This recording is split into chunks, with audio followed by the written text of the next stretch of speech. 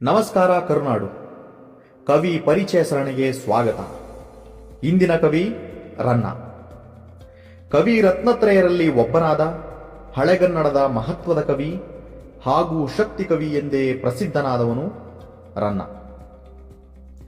ಈತನ ಕಾಲಘಟ್ಟವನ್ನು ಕ್ರಿಸ್ತಶಕ 949ರಿಂದ ಕ್ರಿಸ್ತಶಕ 1020 ಎಂದು ಗುರುತಿಸಲಾಗಿದೆ. ಕವಿ ತನ್ನನ್ನು ತಾನು ಸೌಮ್ಯ ಸಂವತ್ಸರದಲ್ಲಿ ಹುಟ್ಟಿದವನೆಂದು ಹೇಳಿಕೊಂಡಿರುವುದರಿಂದ ಇದು ಕ್ರಿಸ್ತಶಕ 949 ಆಗುತ್ತದೆ.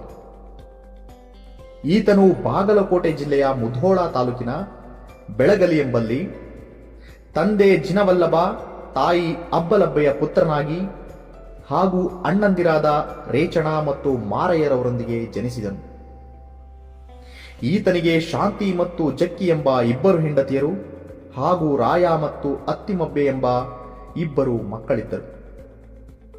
ರನ್ನನು ಜೈನ ಮನೆತನದ ಬಳೆಗಾರ ಕುಲಕ್ಕೆ ಸೇರಿದವನಾಗಿದ್ದಾನೆ. ಚಿಕ್ಕಂದಿನಿಂದಲೂ ಓದಿನಲ್ಲಿ ಆಸಕ್ತಿ ಹೊಂದಿದ್ದ ಈತ ತನ್ನ ಆಸೆ ಪೂರೈಸಿಕೊಳ್ಳಲು ದಕ್ಷಿಣದ ಗಂಗರಾಜ್ಯಕ್ಕೆ ಬಂದನು. ಅಲ್ಲಿ ಗಂಗಮಂತ್ರಿ ಚಾವುಂಡರಾಯನ ಆಶ್ರಯ ಸಿಕ್ಕಿತು. ಗಂಗರಾಜರ ಗುರುಗಳಾದ ಅಜಿತ ಸೇನಾಚಾರ್ಯರು ಈತನಿಗೆ ಗುರುಗಳಾಗಿ ದೊರೆತದ್ದು ಇವನಲ್ಲಿದ್ದ ಧಾರ್ಮಿಕ ಆಸಕ್ತಿ ಬೆಳೆಯಲು ಅನುಕೂಲಕರವಾಯಿತು.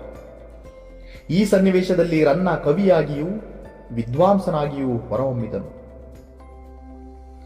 ಚಾವುಂಡರಾಯನ ನೆರವಿನಿಂದ ಸಕಲ ವಿದ್ಯೆ ಕಲಿತ ಈತನು ನಂತರ ಗಂಗರಾಜ್ಯದಿಂದ ಹಿಂತಿರುಗಿ ಚಾಲುಕ್ಯ ತೈಲಪನಲ್ಲಿ ಆಶ್ರಯ ಪಡೆದನು. ನಂತರ ಸತ್ಯಾಶ್ರಯ ಇರುವಬೇಡಂಗನ ಆಶ್ರಯದಲ್ಲಿ ಮಹೋನ್ನತಿ ಪಡೆದು ಆತನಿಂದ ಕವಿಚಕ್ರವರ್ತಿ ಎಂಬ ಬಿರುದು ಪಡೆದುಕೊಂಡನು.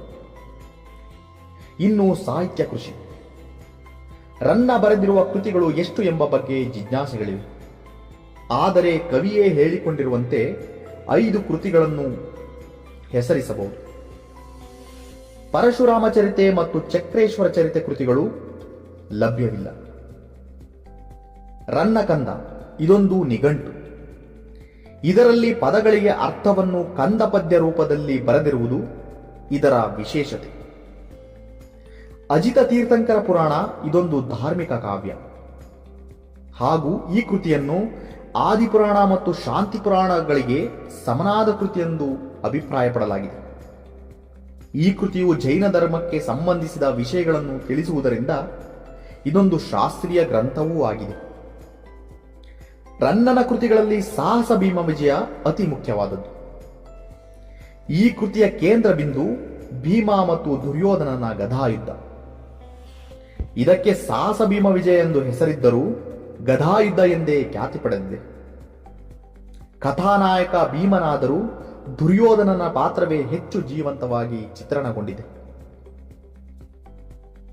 ರನ್ನನಿಗೆ ಕವಿಚಕ್ರವರ್ತಿ, ಕವಿರತ್ನ, ಅಭಿನವ ಕವಿಚಕ್ರವರ್ತಿ, ಕವಿ ರಾಜಶೇಖರ, ಕವಿತಿಲಕ ಇನ್ನೂ ಮುಂತಾದ ಹಲವಾರು ಬಿರುದುಗಳಿದ್ದವು.